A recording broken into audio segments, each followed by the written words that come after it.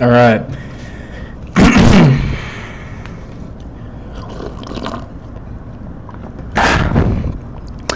All right. Good morning, class. I hope everybody's having a good weekend.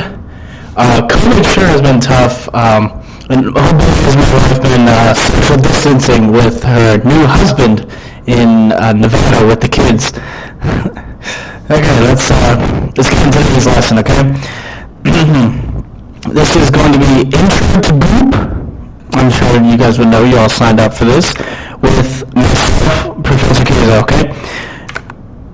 Demystifying the goop. Okay. The goop is not always to be one. Okay. There's a common expression used on social medias and out in the streets, if you know what I mean.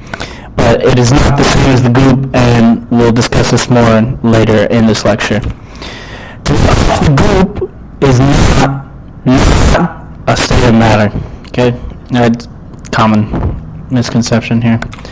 But what is the goop? What is the goop?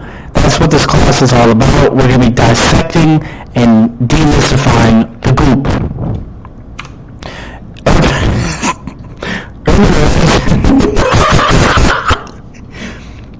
Yes, the goop, as to be off the goop, is definitely an urban term. Let's dive into some examples here. I'm not really sure what this guy's building. John is in the workplace listening to Playboy Cardi. He decides to hit corn in front of customers.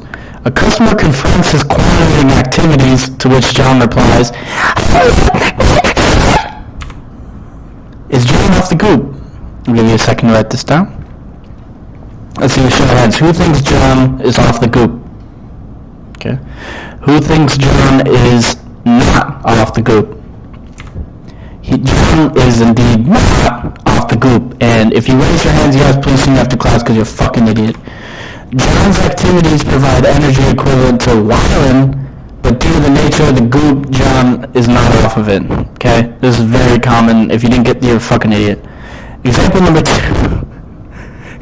two. Steve is at work in an event. He has proclaimed previously that he was off the goop. He appears coherent but lacking motor functions. Is Steve off the goop? Let's see, show of hands again. Who thinks Steve is off the goop? Good, yes. Steve is off the goop. Oh, fuck. Okay, takeaways.